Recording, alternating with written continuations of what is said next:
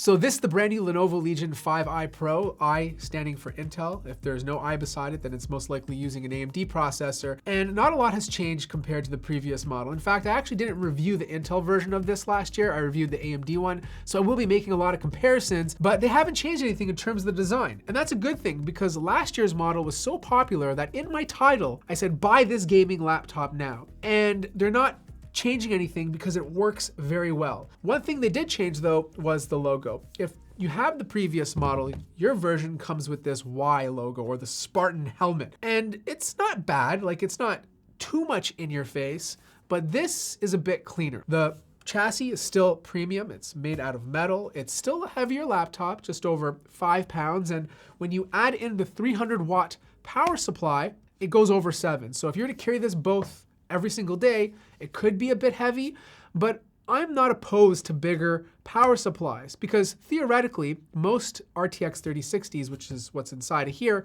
usually use 180 watts or 230 watts. Lenovo is giving you a 300-watt power supply. And that's a good thing because when you have this connected on your desk, your laptop can utilize more power to push the CPU and GPU. But the thing is, with all these laptops getting USB Type-C support, like being able to use 100-watt Type-C chargers, you don't need to carry that with you. Buy a Type-C charger. You're not gonna get the exact same performance if you're pushing this, but it's still good enough. And it's gonna save your back if you're carrying this thing quite a lot. Now, the port situation is very identical to the previous model, but there are a couple of changes. For one, on the left-hand side, there is now an extra Type-C port. This is Thunderbolt 4, this is USB 3.2, and the audio jack on the new version has been moved over to the right-hand side. So you get your USB port, audio jack, and just like the previous model, you get a camera kill switch. On the back, it's also very similar. You get a RJ45 connector, you have another USB Type-C port. This is not Thunderbolt, it's a power delivery, but it also supports data. HDMI, 2 more USB ports, and of course, your power connector. The display is still super tight, like the hinges are nice and stiff when you open this guy up. And this is how far it goes back. You can't lean it all the way flat, but I figure this is enough that you can pretty much use it in any sort of position. But the other thing I noticed they changed was the color of the keyboard deck. The previous version had a black keyboard deck. This one happens to be the same color of the entire deck. You still have the numpad, you have RGB. The sticker situation, a little worse than last year. Like this is some crooked stuff. Like they're just slapping this on and shipping it out of the factory. TouchPad is still nice and big, nothing's changed there either. Very accurate to use. I will say this though, I really dig these keys. You know, they have this nice click to it. It almost feels mechanical and there's enough travel that it feels like a gaming keyboard. You still have function Q, which lets you switch between balanced, performance mode, and quiet. And most of the time I leave it on performance mode because I want my laptop to run as fast as possible. But with that obviously comes more fan noise. Like performance mode on this does kick on the fans a lot quicker. But the funny thing is it's not that bad. Like I had this beside the 2022 M16 from Asus, and that fan was just like always on. The fan on this guy is a lot more conservative. Like it takes a bit more to have it kick up all the way to max. Now the display on this is absolutely gorgeous. It's the exact same one as the previous model. So good color accuracy, good screen brightness. It can do HDR 400. 165 hertz. There is a 240 hertz version, but because this is an RTX 3060, you really don't need any more than 165 hertz. The webcam is still 720p. It's not the greatest. I would have loved 1080p, but that's where we're at right now. But overall, it's a great display. Now, performance is still great. This is the i7-12700H with a RTX 3060 up to 150 watts. You have 16 gigabytes of RAM, 2 terabytes of storage, and of course, that beautiful 16-inch display.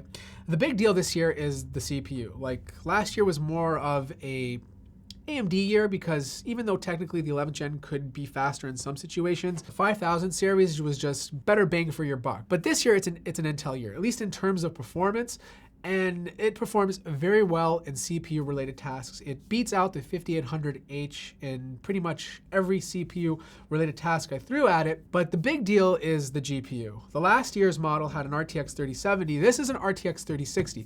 The RTX 3070 is obviously faster, but the margin is not as great as I thought it would be. It's really only about 8 to 10 frames per second, depending on the game you're playing. It runs well at QHD, like I'm still getting very respectable frame rates, but I still feel like if you want to crank up the settings a bit, you're still better off playing 1080p on newer titles. But with older titles, you can obviously get away playing with QHD. I think the big benefit of this year's 12th gen is more creative apps. Like if you're using this for gaming, but you're also really deep into the Adobe suite, like it's so consistent. And that's the one thing that I really like about this gaming laptop is that there's always enough power to be utilized. Because that power brick is so massive and the CPU and GPU can utilize it, I never felt there was like a scenario where it really had to nerf the GPU to give the CPU power. There was always enough on tap that it just felt good when I was performing any task. And this truly felt more like a mini desktop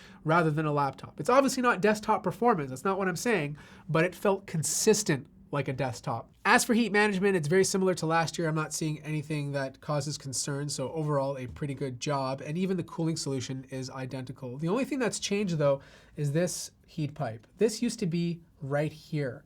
Now they placed it at the bottom, going all the way around to the top. So it's a little bit longer, so you get more. Besides that, you still got 2 slots for your drives. This shows up as one 2 terabyte drive, which is obviously in RAID 0. And because of that, the read and write speeds are absolutely insane. Like 11,000 read and write speeds is bonkers. Swappable Wi-Fi 6E card, and then you have 2 slots for RAM. This is DDR5, this is rank 16, and of course it's upgradable to 64. Battery size is 80 watts, which is also the same as last year. And last year's battery life was not good. Like I was getting about 4 hours of use before needing to charge. With this guy, using the more power-hungry Intel CPU, I'm getting 2 hours and 20 minutes. So I also forgot to mention this does have a mux switch, but you do have to restart if you want to switch between the dedicated and integrated GPU. And as an actual product, this thing still slaps. It's still such an awesome gaming laptop. But if you have last year's version, there's nothing to get jealous about. Like gaming performance is pretty close unless you get like a TI versus a non-TI. Like even this 3060 is only 8 to 10 frames off compared to last year's 3070. The biggest bump is due to the CPU. Like these 12th gen CPUs just do perform better, a lot better than last year's 5000 series with the loss of battery life. Like you're just not gonna get good battery life with this laptop. The other thing to keep in mind is the price, right? I don't know what it's going to be. It's obviously going to be more expensive. The chip shortage is still a very real thing. Plus inflation has gone up quite a bit. So all manufacturers are increasing their prices on their laptops across the board. So my suggestion is put this on your short list. See what the competition brings out, see how the G15 runs, see how some of the other manufacturers' laptops do, and then compare pricing, right? Because that's going to be the big kicker there, pricing. Like, can some manufacturers get away with, you know, making it a bit cheaper, but still offering similar performance? But if this is very competitive, then this is probably going to be a top contender for your pick this year. If you have any more questions, let me know in the comment section down below. Like the video if you liked it, subscribe if you haven't already, and I'll see you guys in the next one.